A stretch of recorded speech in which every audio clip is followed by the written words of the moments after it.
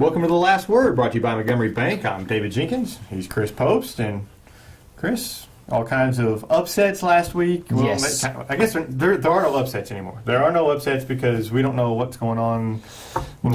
Favorites aren't favorites. Underdogs apparently aren't underdogs. We have no idea what's going on. You have no idea what's going on. It's a world of chaos. Yeah, and it continues this week. There's a lot of tough games this week. There is, yeah. The last week, everybody's kind of jockeying for that final seeding position, and there's a lot of tough games. I think most of the seeding is kind of pretty much set. I think maybe some Class 2 District 1. Has some Class 2 District 1 races there. That 2, 3, 4. It doesn't really matter for the first round, but once you get, nobody wants to face Malden. Right, you want to be in that 2-3 Exactly. spot. You want to be in that 2-3 spot. And right now in Class 2 District 1, East Prairie holds the 2 spot. Cartersville is the 3. Now they got some pretty tough, some up in the air games this week. In my opinion, it starts with East Prairie. They host Kennett, which doesn't really seem like a big matchup, but that's a tough matchup. That's a tough matchup. Kennett, they're in the 6th spot in Class 3 District 1. Possibly, it doesn't really matter as far as their seeds go if they win or lose, but whatever. But anyway, East Prairie, that's huge for them to stay in that 2 spot because it gives them the opportunity to play Malden in that championship game, and obviously Malden is probably considered the superior team, but you never know. So, but anyway, that's a huge game. Cartersville hosts St. John. That's another huge game for them. Portageville, they host New Madrid, who's kind of been a thorn in their side when it comes to big games last week. You look at that, they're very close. Yeah. Just they are. It's Malden's East Prairie is at 37 points even. Cartersville at 36.47 points, and Portageville is just underneath that with 36.28 points. I mean, that's all three that's teams. Hair. All 3 teams are playing a class above them, so a win by one of them could really solidify. Yeah, it's in East Prairie wins, they're going to get that 2 seed. East Prairie wins, they are stuck at the 2. East Prairie and Cartersville both lose. Peeville jumps in that 2 spot. I mean, this is a huge week for district standings for the Class 2 District 1, and it's been close all year with them. They've beat up on each other all year. And Malden just kind of sits down looking from the top at them and just like, who are we going to destroy next? Yeah. And, who's going to be our next target? But it's a bunch of big games this week. Hopefully Randy Choke's not the. Oh wait, he plays baseball. Yeah. Never mind. The choke, as I'm dubbing it.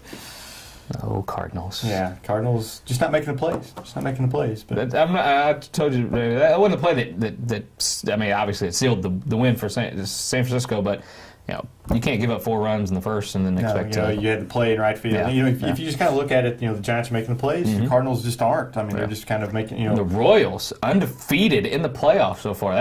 They're winning the World Series. I'm saying it right. They're winning the World Series. Now you're jumping on the bandwagon. Welcome aboard. I'm not going to go buy a T-shirt or anything, but I'm telling you right now, the way that they're playing, they're just completely dominating every aspect of the game right now. If the Royals do make the World Series, which it looks like they're going to, when we're filming this, they're 3-0 and they're getting ready to play Game 4. I'll wear a Royals T-shirt next week. I'm not going to be that guy, but I'm saying that they're going to win the World Series. I've been on the Royals bandwagon all year. Yeah. And I just thought that they just had that feel. I mean, something just Of course, I had that feel about the Rams too, and that didn't really pan out. So, yeah. So let's. It's just weird, just how baseball is. It's just they got on a hot streak, and that's how it is every year. And really, if you look at it, the same thing could happen football-wise. If you get hot at the right time, you can at the end of the year, and this is when you want to be hot. Yeah. So you look at teams that have won a couple games in a row, and of course you have your best teams. You have your Jackson, your Cape Central, and your Malden, which I think my Jinx top 5. They're 1, 2, and 3. But who's your 4 and 5 there? Just looking at teams in our area, I'd have to go 4, possibly Poplar Bluff. That would be my 4th. Just because they've kind of hung around a few teams, and they've right now with Meisner back.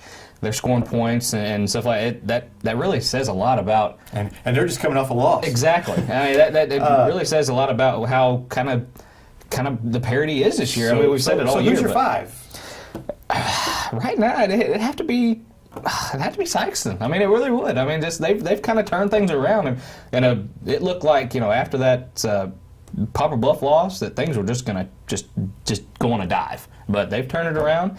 They got a big win against Soldan last week. They're kind of coming into their own with that new double tight set and offense. They have to be the 5 right now for me. I think Crowsville will be my 5. That's another good with one. Dexter and Sikeston right there, ready to jump in. Yeah. But Crowsville loses St. John, Sikeston wins. Who knows? It's all. That's and a lot of that too just goes with just the bigger school, because just for me, I have a tough time believing that a Carruthersville or somebody like that would come in and just kind of dominate Sikeston. They might win in a close one. I don't think they would dominate, but I think Crowsville could give Sikeston a game. I think they could. It would be, and it'd be a lot closer than having to drive to St. Louis to watch Sikeston play. Whatever. I think that should happen with the way that things are now. A lot of these bigger football schools, smaller schools, should schedule some of these bigger just to see, Well, I think they got scared after Sikeston had that good run for 3 or 4 years, and they got scared. And I think Coach Gibbs wanted to schedule tougher, to get them ready for it. But, now you're almost, Cardinal Ritter's not, they're not a world beater. They're not. They're a Class 3 school. At the same time, I think you get the same kind of same kind of game from Crowsville as Cardinal Ritter. I think they're kind of a fairly even match, and you don't have to drive to St. Louis. Maybe there's some merit to driving to St. Louis, but I hate it. I get it. It gives the kind of the illusion that they are playing a bigger, tough school when you go into a bigger city. But honestly, if Sikeston were to schedule a Carruthersville, it doesn't really do them any good, because with big schools, you never really win, because you're supposed to beat those schools. If you lose, oh my gosh, you lost to a Class 2 school. Cardinal Ritter, though, aren't they Class 2 or Class 3? They're Class 3. They're still down a class. Yeah, they are. But it's not looked at as a worse loss if they were to lose to a Cardinal Ritter. I don't, in my opinion. I look at it as a terrible win. Giant St. Louis is just stupid. But anyway, we got our game of the week this week, Dexter at Malden. It's a rivalry. We call it our game of the week because it's two of our schools that's going at it.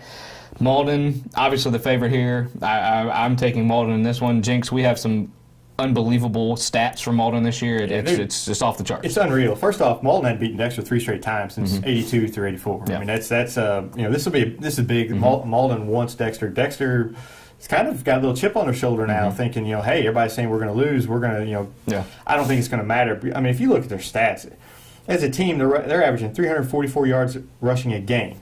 That's just rushing. That's not total. That's just rushing. That's just rushing. 10 yards, basically 11 yards a carry as a team. Yeah. You've got Drummond Robinson, 972 yards this year, 11.4 yards a carry. Cortez Dobbins, he has 16 total touchdowns, 10 of them on the ground. He averages 16 yards a carry for 508 yards. He's caught 5 passes, 4 of them for touchdowns. He's averaging 44 yards a catch. Yeah. Their quarterback has not even thrown an interception all year. It's just crazy. They're just putting up stupid numbers, and that's how you get to average 60 points a game.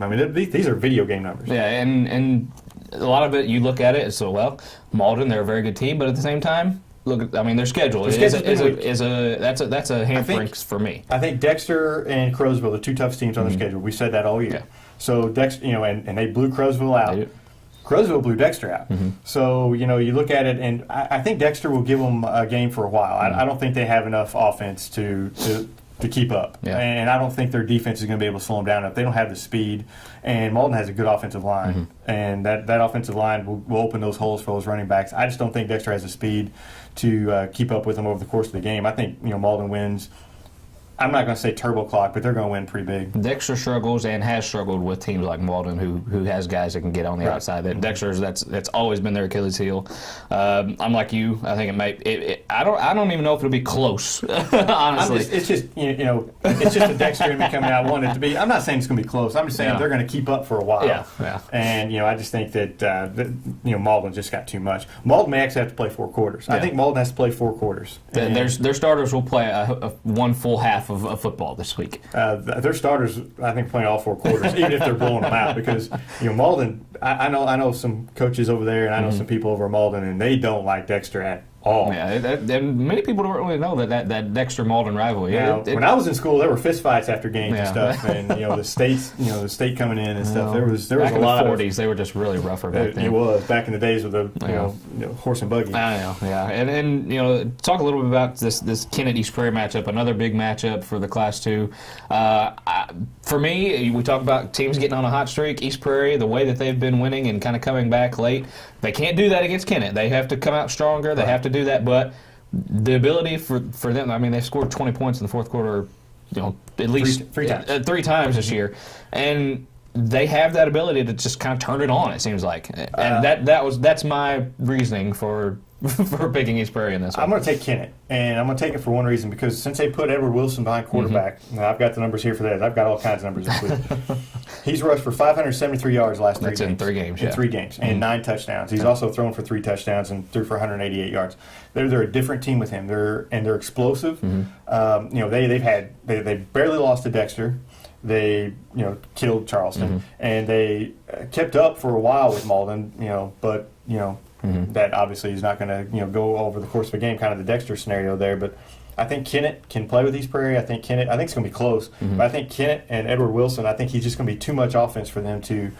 But it's going to be a high-scoring game, I think. I think so too, and like I said, East Prairie cannot come out flat like they have the last weeks. That cannot happen. And East Prairie, you're fighting for a 2 seed now here. Come on, Eagles, come on, boys, let's go. We got to get the. Popes needs a win. Popes needs a good pick'em week. Okay, you're going to help me do that. You're going to help me do that. Yeah, we'll see about that one. You're going to help me do that. Chamberson, get on, man. Get him. All right, anyway, a couple more intriguing. New Madrid at Portersville. New Madrid, like I said, they ruined their perfect season a few years ago, Portersville's perfect season. Portersville came back and beat them last year.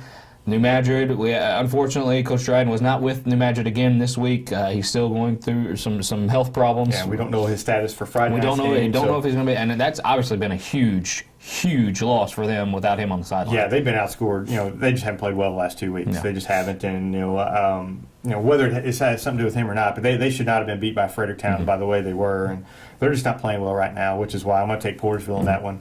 Bullock will be back on the sideline for Portersville. I think it'll be close, but I think Portersville can grind it out, and I think New Madrid turns the ball over too much. I think they're going to turn the ball over, and it's going to cost them. And with Derek Priggle, his status still kind of up in the air. I don't know if he's playing or not. I'm taking New Madrid. They're just they've always, for some reason, even if New Madrid was having a bad season, they just find a way somehow to beat Portersville. Other than last year, except for last year. But the game that just kind of. I think 2 years ago, whenever Portersville had the undefeated season and New Madrid went down there and just spanked them, I think that kind of opened some eyes and to a bigger school against a smaller school. But I think Coach Bullock will have his team ready to go, and those kids were around for that, and I think he's going to use that as some motivation this week, so they don't let this get away from them, and they'll be ready to play. I think Portersville wins it. Yeah, I need some wins. I just got to do it anyway. And we got let's just run a few games down here. Let's see, Riverview Gardens. Riverview Gardens is at Cape Central. Yeah, Riverview Gardens hadn't scored since week 1. How many? They've scored 10 total points. How many points does Cape Central beat Riverview Gardens? As many as they want, but Okay. I'll say 50-0. All right, St. John at Crowsville. Kind of talk a little bit about that. Which one do you got here? That's going to be close. I'm going to take St. John, but I'm not comfortable with that. I'm going to take St. John though, just because I need to close in on the guys in front of us. I'm in the same boat. I'm taking St. John. Kelly at Chaffee. Poor Chaffee. Kelly goes in and they finish the regular season off with a win. I think Kelly gets it. I think it's close. I think it's a low-scoring game. Of course, Chaffee's not scored more than 1 touchdown in the game all year, but they really have no choice. It's going to be low-scoring. Right, it's going to be low-scoring, but I think Kelly squeezes it out. Yeah, and Charleston at Herculaneum. Jinx, is this the Charleston? Did they get a win in the last regular season game? Did they do it? Now, Charleston struggled stopping the run, and Herculaneum's only thrown 26 passes this year. They're a run-oriented team. They're going to Hercule win that game. Yeah, they might score some points, but they won't be able to stop. That's the same story all year. They just won't be able to stop. Hercule's got a good defense, too, so they dominate the clock. So yeah. Dexter at Malden, who are you officially going with? I'm going with Malden. Yeah, the same here. Kennett East Prairie, officially sticking with Kennett? Are you sure I didn't sway you? I'm sticking with Kennett. All right. Miller Career at Jackson. This is kind of one I kind of mulled over a little bit. Miller Career, they're undefeated. St. Louis school, played a lot of St. Louis teams. Jackson coming off of a huge win against Seckman. Who you got? You don't go in the pit. beat Jackson. I think Jackson's. I think it'll be close. But Miller Career, they're averaging 45 points a game against a weak schedule. I think Jackson wins that one. Home field advantage pays off. That's another one of those gives an illusion of a bigger school, St. Louis school that can come in. That's just not the case. You saw that with Soldan. They've had one win, and they didn't look good. Miller came down and played Cape Central last year in the quarterfinals, if I'm not mistaken, and Cape beat them by a touchdown or two. Yeah. So I think it'll be a close game. But I think Jackson pulls it out playing at home. I'm with the Indians as well. We already discussed New Madrid. You're sticking with Porterville, I assume. Yes. Normandy at Poplar Bluff. Normandy, another St. Louis school. Poplar Bluff, I think, absolutely destroys Normandy. Yeah, Normandy's not having a good year. We'll take Poplar Bluff in that one. Yeah, Sikeston at Cardinal Ritter. Now, this is kind of an interesting one. I think Sikeston going on the road. They never really play very well going up north. But I'm taking Sikeston in this one. I've swore I wasn't going to take them all year. They've changed my mind the last 2 weeks. My gut tells me to take Cardinal Ritter. Yeah. My head tells me to take Cardinal Ritter. I'm going to take Sikeston.